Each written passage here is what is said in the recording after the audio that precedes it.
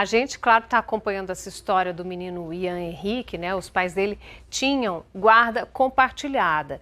E isso despertou uma discussão, né, Sérgio? Ontem a gente até mostrou um boletim de ocorrência aqui que a mãe contou à polícia, né, que os suspeitos, né, que suspeitou, na verdade, do padrasto e da madrasta também, do pai e da madrasta, maus tratos. Fez esse boletim de ocorrência e citava, você lembra o recorte do boletim de ocorrência? Que já havia um pedido de guarda por parte da mãe. Ontem de manhã eu até entrei em contato, Liliana, com o Tribunal de Justiça aqui de Minas Gerais para saber em que pé que estava esse pedido de guarda que foi feito pela mãe, mas eles disseram que corre em segredo de justiça, por isso não seria possível informar. Só que a gente te diz que só o boletim de ocorrência não é suficiente. Tem jeito de suspender essa guarda compartilhada quando uma das partes está desconfiando de alguma coisa, né? E o mais importante da gente falar é que só o boletim não é, né, suficiente, porque às vezes a gente acha que só procurar a polícia e fazer o registro vai resolver o problema. Não é uma garantia, né? Mas não é isso, e é muito importante a gente conversar sobre esse assunto, por isso vamos chamar Júlio César Santos, que vai nos dar todas as informações. Tem, inclusive, uma entrevistada para nos ajudar, né, Júlio? O que mães e pais também nessa situação devem fazer? Quais os caminhos, Júlio?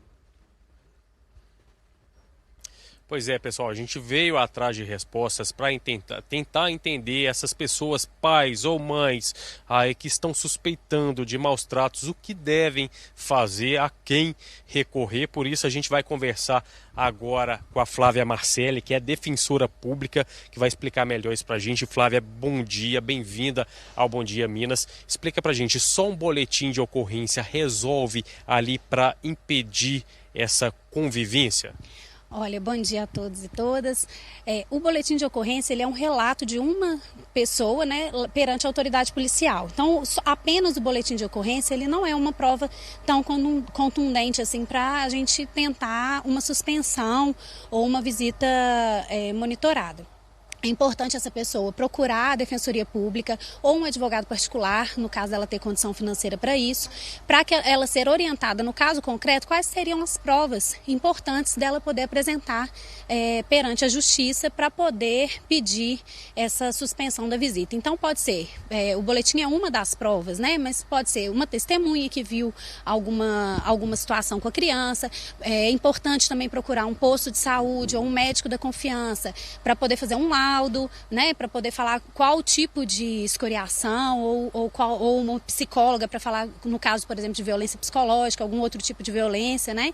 Então, na verdade, é um grupo de provas, né, que seria importante aí para esse processo judicial. Em quais casos esse direito de convivência é suspenso, hein? Olha, o juiz vai analisar ali no caso concreto, né?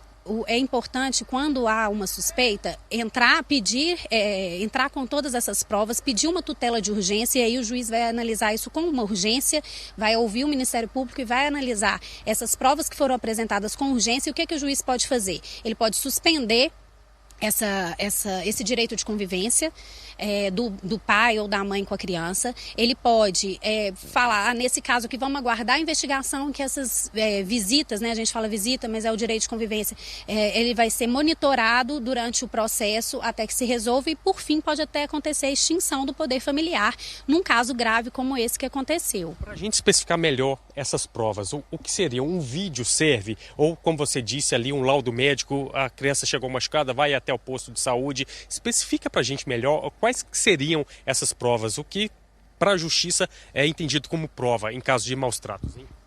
Não existe uma prova, assim, essa prova vai resolver a situação. É um grupo de provas. Então, um vídeo serve, um relato de alguém, às vezes o relato da própria criança, dependendo da forma que ela foi ouvida ali, às vezes, né, já com a equipe do próprio Poder Judiciário, o boletim de ocorrência, uma investigação criminal feita a partir do boletim de ocorrência. Então, isso tudo, um conjunto de provas, é possível de se suspender, de fazer uma visita monitorada ou de, por fim, uma extinção do poder familiar. É um processo rápido, Flávio? A a tutela de urgência, ela pode ser deferida muito rápida, né? O processo, eles falam que em torno de um processo de pedido de extinção do poder familiar, que é num caso muito grave, né? Um caso de violência grave, de abuso, de abandono, aí nesses casos, o Estatuto da Criança e do Adolescente fala que o processo deveria durar em torno de 120 dias. Mas a tutela de urgência, que a gente chama popularmente algumas vezes como liminar, ela pode ser dada bem rapidamente pelo juiz, a depender das provas que forem juntadas no processo. Então é muito importante que a pessoa procure um defensor público, procure um advogado particular, para se cercar de quais seriam as melhores provas ali para ela apresentar no processo.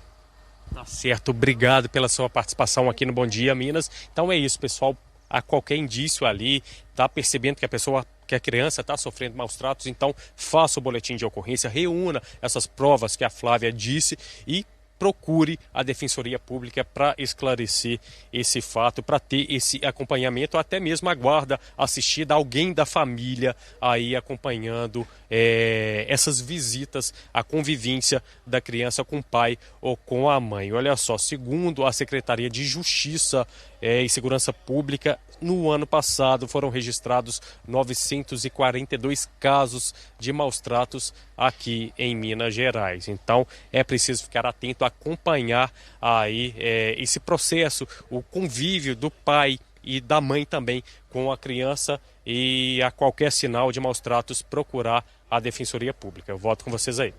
Pois é, Júlio, por isso que a gente sempre fala aqui que a informação, né, é a nossa principal arma contra tudo que acontece na nossa vida. Procurar ajuda, procurar quem sabe do assunto, porque tem jeito, tem solução, né, tem condição de melhorar a vida, gente, ela é ótima, você tem que achar o caminho. E a gente está falando de famílias de diferentes condições sociais, né? Quem não tem condição de acionar um advogado para pedir essa orientação, tem a Defensoria Pública também, que pode ser usada por essas mães, mas vale para os pais também, né? Estou falando das duas situações. E a gente sabe que isso acontece em todos os níveis sociais. Em todas as camadas.